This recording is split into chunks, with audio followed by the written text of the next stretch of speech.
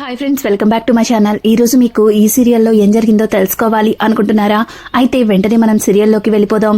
ఇక చందు అయితే తన గదిలో కూర్చుని బాధపడుతూ ఉంటాడు. ఇంతలో నర్మద అయితే చందు దగ్గరికి వెళ్తుంది. ఇక చందు నర్మదని చూసి కోపంతో లేచి వెళ్లిపోబోతుంటే, ఆగండి బావగారు, ప్లీజ్ కాస్త నేను చెప్పేది వినండి అని అంటుంటే, ప్లీజ్ నర్మద, నాతో మాట్లాడొద్దు, నా వల్ల కావటం లేదు. నువ్వు చేసిన పనికి నాకు చాలా కోపం వస్తుంది. నేను నీతో మాట్లాడలేను అంటూ ఇక చందు అయితే అక్కడి నుంచి లేచి వెళ్లిపోతుంటే, ఇక నర్మద, బావగారు ఆగండి, కాస్త నేను చెప్పేది వినండి అంటూ ఇక నర్మద అయితే చందుతో మాట్లాడబోతుంటే, చందు మాత్రం నర్మద మాటలు వినిపించుకోకుండా అక్కడి నుంచి వెళ్లిపోతాడు. ఇంకా ఇదంతా చూసిన వల్లి అయితే తెగ సంబరపడిపోతుంది. నేను వేసిన ప్లాను సక్సెస్ అయింది. ఇక ఈ నర్మద ఏం చెప్పినా సరే అస్సలు పట్టించుకోడు అని చెప్పి ఇక వల్లి అయితే తెగ మురిసిపోతుంది. ఇంకా అలాగే నర్మద దగ్గరికెళ్ళి, ఏంటి సల్లాయి, బానితో మాట్లాడనున్నాడా? నీ మీద అసహించుకున్నాడా? మరి నువ్వు చేసిన పని అట్టాంటిది.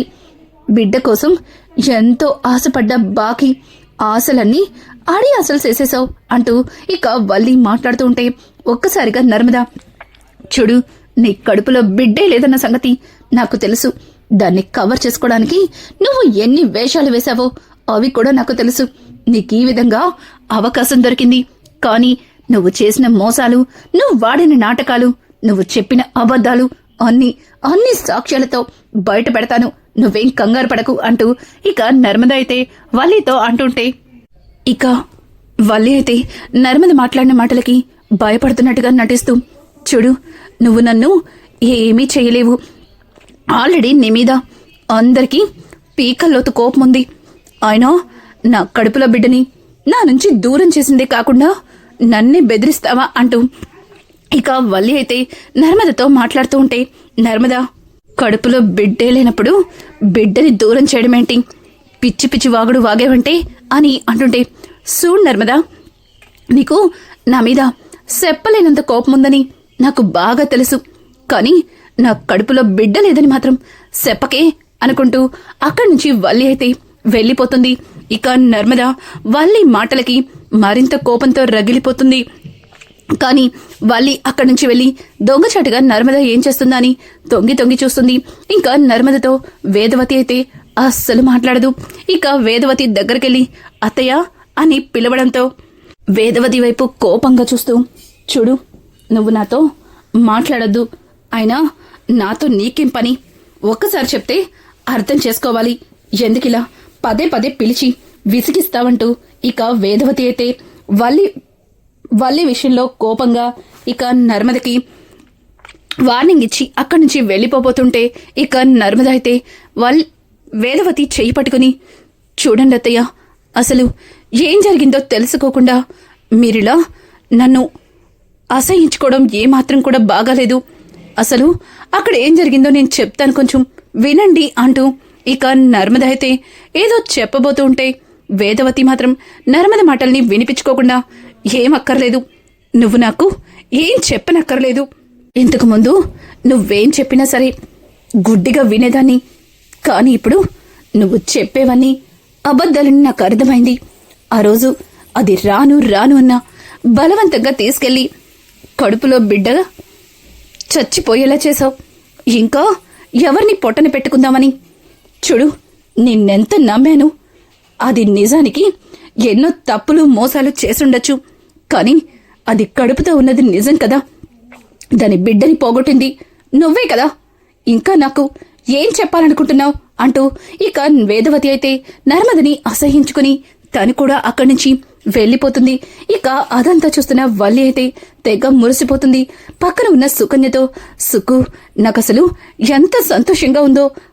ఏం తినకపోయినా కడుపు నిండిపోతుంది.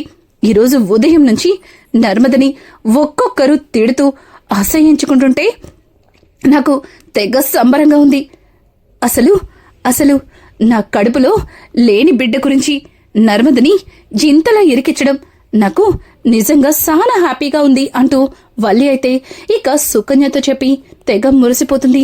ఇక నర్మద అయితే ఇంట్లో తనతో అందరూ ప్రవర్తించే తీరును చూసి బాధపడుతూ బయట మెట్ల మీద కూర్చుంటుంది. అప్పుడే బయట నుంచి వచ్చిన ధీరస్ అలాగే ప్రేమ ఇద్దరు కూడా నర్మదని చూస్తారు. ఇక ప్రేమ అయితే, అక్క ఏమైందక్క అంత బాధగా కూర్చున్నావు అని అంటుంటే, ఇక నర్మద ఏం లేదులే, ఇంతకీ మీరెక్కడికో వెళ్ళినట్టున్నారు అని అడుగుతూ ఉంటే, ఇక ధీరస్ ఏం లేదొదినా, మామూలుగానే, మీరు ఎందుకలా ఉన్నారు చెప్పండి అంటూ ఇక ధీరస్ అయితే నర్మదని అడుగుతూ ఉంటే, నర్మద ఒక్కసారిగా తనని వేదవతి అసహించుకోవడం, ఇక చందు అయితే తనతో మాట్లాడడానికి కూడా ఇష్టం లేదని చెప్పటం, ఇదంతా కూడా ఏడుస్తూ ప్రేమకైతే చెప్పేస్తుంది. ఒక్కసారిగా ప్రేమ జరిగిందంతా విన్న తర్వాత, అక్క ఇదంతా ఒక ప్లాన్ లాని కనిపించలేదు అని అంటుంటే, ఇంకా నర్మద అయితే, ఏమో ప్రేమ, ఏం జరిగినా వల్లి యొక్క కడుపులో బిడ్డ పోవడానికి కారణం నేనే కదా అంటూ ఇంకా నర్మద మాట్లాడుతూ ఉంటే, ఆ మాటలకి అక్కడే ఉన్న ధీరస్ అయితే, వదినా అసలు ఆ డాక్టర్ మీద నాకెందుకో అనుమానంగా ఉంది. ఆ డాక్టర్ నాకెందుకో నిజంగా తను డాక్టర్ కాదేమో అనిపించింది.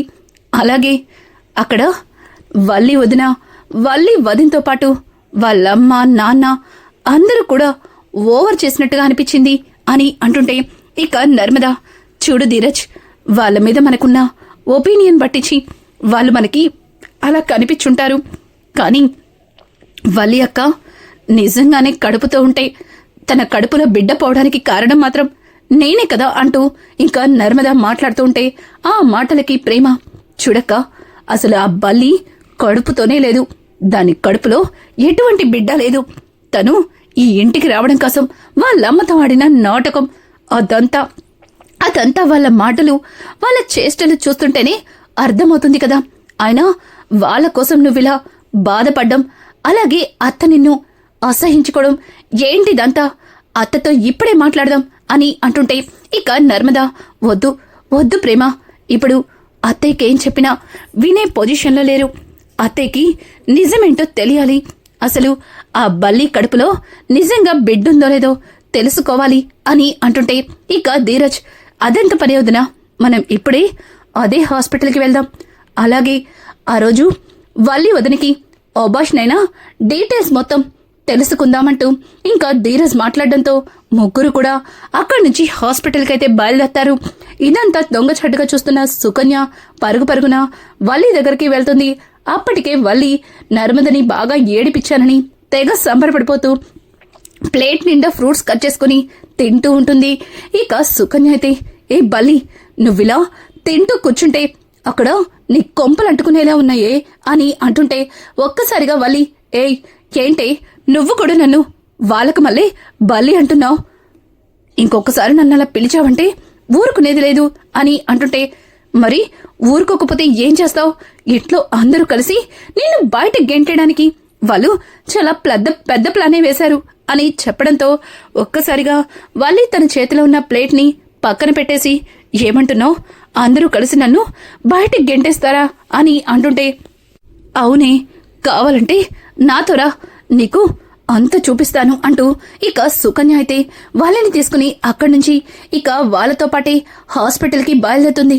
వల్లి అయితే, ఏంటే వాళ్ళు హాస్పిటల్కి వచ్చారా, ఇక్కడ కనుక ఆ స్వీపర్ గెటప్ లో ఉన్న దాన్ని చూస్తే అది డాక్టర్ కదన్న నిజం తెలిసిపోతుంది, ఆ తర్వాత నా బండారం మొత్తం బయటడిపోతుంది, ఇప్పుడు ఏం చెయ్యాలి అని అంటుంటే, ఇట్టాటిదేదో జరుగుతుందని నేను ముందుగానే దానికి ఫోన్ చేసి దాని రెడీలో దాన్ని ఉండమని చెప్పాను అంటూ ఇంకా సుకన్య మాట్లాడుతూ ఉంటే, వల్లి, అమ్మయ్యా బతికిచ్చావంటూ ఇక వల్లి అయితే ఊపిరి పీల్చుకుంటుంది. ఇంతలో వీళ్ళు ముగ్గురు హాస్పిటల్కి అయితే వెళ్తారు. సుకన్య చెప్పినట్టుగానే బయట గుమ్మం దగ్గరే హాస్పిటల్ కోటు వేసుకుని ఇంకా డాక్టర్ లాగా తను అక్కడే నుంచుని అటు ఇటు రౌండ్స్ వేస్తూ ఉంటుంది.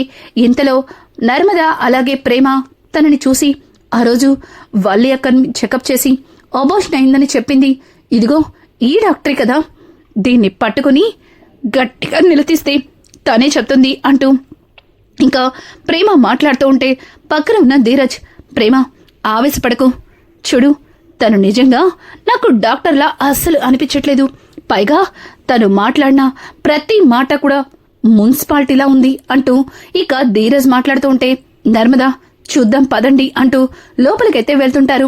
ఒక్కసారిగా డాక్టర్ వాళ్ళని ఆపి వచ్చారా, మీకోసమే ఎదురు చూస్తున్నాను అని అంటుంటే ఒక్కసారిగా ముగ్గురు ఒకరి మొహాలు ఒకరు చూసుకుంటారు. ఇక వల్లి అలాగే సుకన్య ఇద్దరు కూడా తలబాదుకుని ఇది ఇరికిచ్చేసింది అన్నట్టుగా ఇక అనుకుంటూ వాళ్ళనే చూస్తుంటారు. ఇక ధీరజ్ అయితే ఏంటి మా కోసం ఎదురు చూస్తున్నారా, ఎందుకు అని అడగడంతో అదే పేషెంట్స్ ఎప్పుడెప్పుడు వస్తారని ఎదురు చూస్తున్నాను, మీరొచ్చారు, ఇంతకీ మీ ముగ్గురులో ఎవరికి ప్రాబ్లం, ఏమైంది అంటూ తనైతే నిజంగానే డాక్టర్ లాగా యాక్ట్ చేస్తూ ఇక తింగర్ మాటలతో వాళ్ళకి మరింత అనుమానం కలిగేలా చేస్తుంది. ఇదంతా చూసిన వల్లి ఆ మున్సిపాలిటీది నిజం బయట పెట్టేసేలా ఉంది, ఇప్పుడు కనుక వాళ్ళకి నిజం తెలిస్తే ఇక నా సంగతి అంతే అంటూ వల్లి మాట్లాడుతూ ఉంటే ఇక సుకన్య అయితే పద అది ఏం చెప్పకుండా మనమే ఆపుదాం అని అంటుంటే ఏంటి దాని నోరు విప్పకుండా మనం వెళ్ళి ఆపుదామా, అక్కడ కనుక మనల్ని చూస్తే నిజంగానే ఇదంతా మనం ఆడిస్తున్న నాటకమని నర్మద ప్రేమాలకి అనుమానం వచ్చేస్తుంది.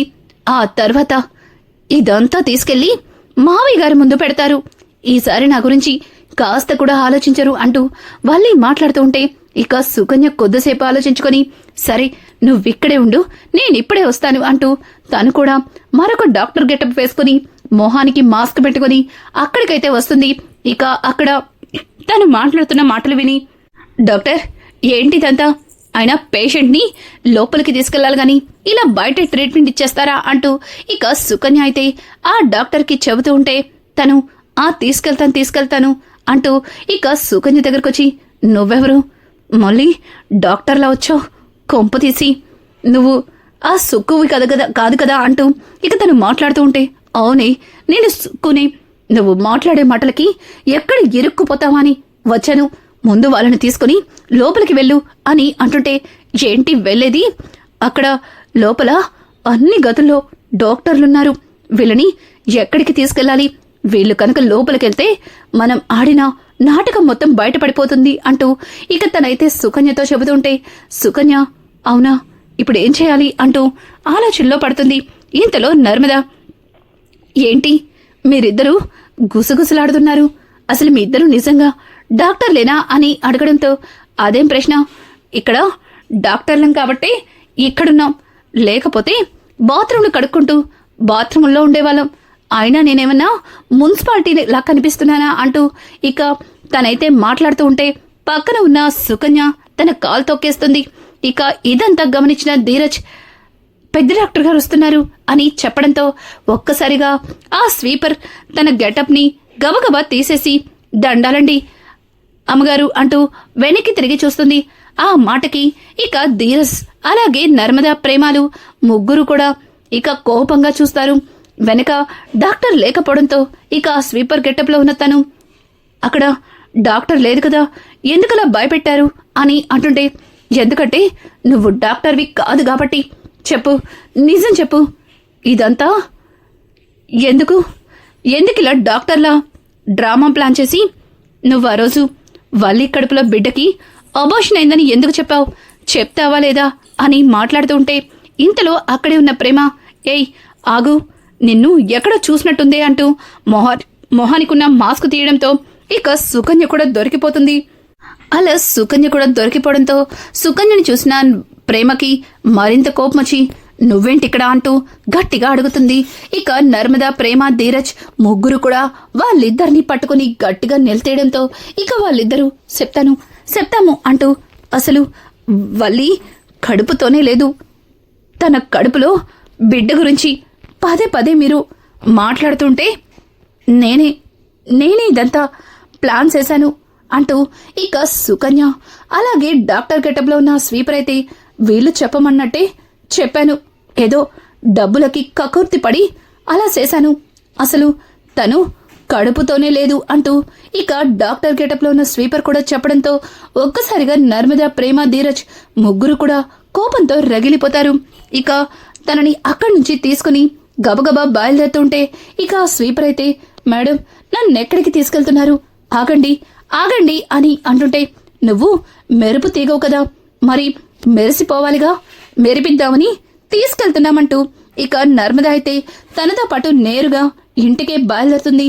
అప్పటికే హాల్లో కూర్చుని ఉన్న రామరాజు ఇక నర్మద తీసుకొచ్చిన అమ్మాయిని చూసి, తిను హాస్పిటల్లో డాక్టర్ కదూ అంటూ ఇక రామరాజు మాట్లాడుతూ ఉంటే, ఇంతలో ప్రేమ అత్తయ్య బావగారు అని గట్టిగట్టిగా పిలవడంతో ఇక రామరాజు అలాగే చందు వేదవతి కూడా అక్కడికొస్తారు. ఇక నర్మద తీసుకొచ్చిన డాక్టర్ని చూసి, ఏంటే డాక్టర్ని తీసుకొచ్చావు, ఏమైంది అని అడగడంతో, ఏం కాలేదత్తా, నీకు తెలియవలసిన నిజాలున్నాయి, దాన్ని తెలిసేలా చేయటం కోసమే ఇదిగో ఈ స్వీపర్ని తీసుకొచ్చాం అని అంటుంటే, చందు అయితే ఏంటి స్వీపర్ ఏంటి, తను డాక్టర్ కదా అని అంటుంటే, అప్పటికే అక్కడికి వచ్చిన వల్లి భయంతో వణికిపోతూ, డాక్టర్ గారండి, మీరేంటి ఇక్కడ ఉన్నారు? నర్మదా డాక్టర్ని ఎందుకు తీసుకొచ్చావు? ఇప్పుడు ఇంట్లో అందరం బాగానే ఉన్నాం కదా, అయినా ఇట్లా డాక్టర్ని తీసుకొచ్చి అందరినీ భయపెడుతున్నావేంటి నర్మదా అంటూ ఇక వల్లి అయితే నర్మద దగ్గరికి వెళ్ళి, నీకు దండం పెడతాను, ఇప్పుడు కనుక నువ్వు నిజం బయట పెడితే అందరూ కూడా నన్ను ఇంటి నుంచి నిర్దాక్షిణ్యంగా బయటికి పంపించేస్తారు. అలా పంపించేస్తే నా బాకి నేను దూరం అయ్యి బ్రతకలేను.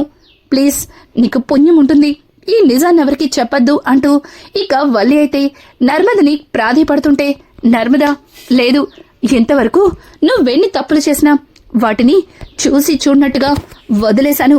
సాటి ఆడదానిగా నీ కాపురాన్ని నిలబెట్టాలని చూశాను. కానీ నువ్వు బిడ్డ అనే పేరు పెట్టుకుని అందరి ఎమోషనల్తో ఆడుకున్నావు. అలాగే ఆ కడుపులో బిడ్డ పోవడానికి ఒక విధంగా నేనే కారణమంటూ అందరి ముందు నన్ను తప్పు చేసిన మనిషిలా నిలబెట్టాలని నువ్వు మీ అమ్మ కలిసి పెద్దగానే ప్లాన్ చేశారు. నిజానికి అసలు తిను డాక్టరే కాదు, తినొక స్వీపర్. ఏయ్ చెప్పు అంటూ ప్రేమ అయితే ఇక డాక్టర్ గెటప్ లో ఉన్న అమ్మాయిని ముందుకు తోస్తుంది. ఒక్కసారిగా ఆ అమ్మాయి, క్షమించండి, నేను స్వీపర్ని, నా పేరు తీగ, నేను ఆ హాస్పిటల్లో స్వీపర్గా పనిచేస్తాను.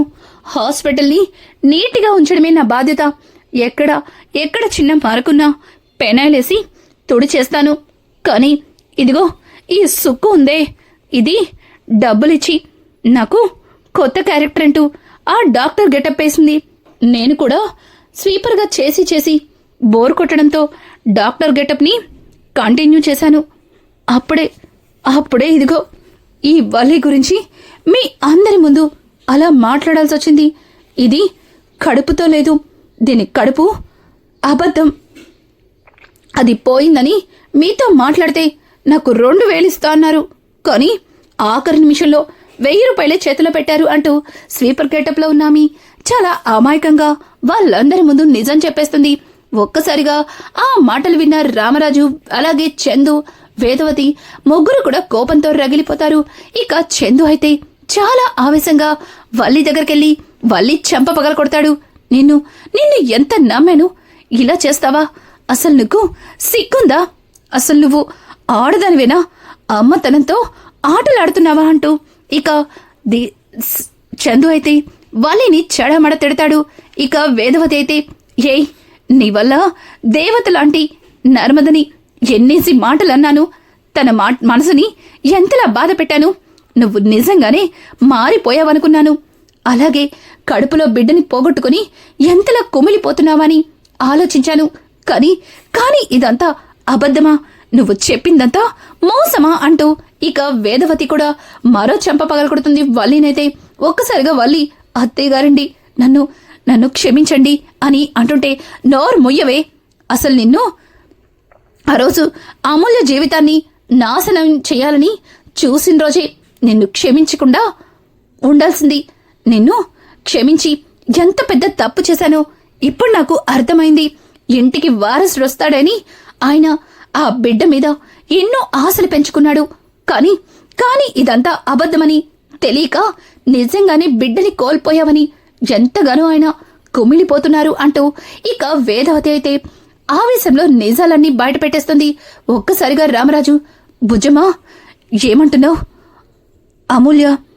అమూల్య విషయంలో వల్లి తప్పు చేసిందా అంటే ఆ విశ్వక్ అమూల్యల మధ్యలో అని అంటుంటే ఇక పక్కన ఉన్న ప్రేమ తట్టుకోలేక అది మావయ్య అని అంటుంటే ఇక చందు అవును అవును నాన్న, ఇది నా చెల్లెల జీవితాన్ని నాశనం చేసింది.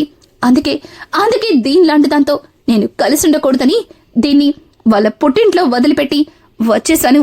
కానీ ఇది కడుపుతో ఉందని అబద్ధం చెప్పి నా కోపం మొత్తాన్ని పోయేలా చేసింది. మళ్ళీ ఈ ఇంట్లో ఇదిగో ఈ రకంగా అడుగుపెట్టింది.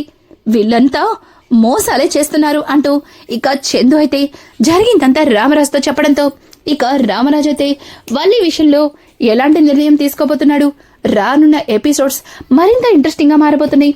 ఈ వీడియో మీకు నచ్చినట్టయితే లైక్ చేసి సబ్స్క్రైబ్ చేయడం మాత్రం మర్చిపోకండి. Thanks for watching.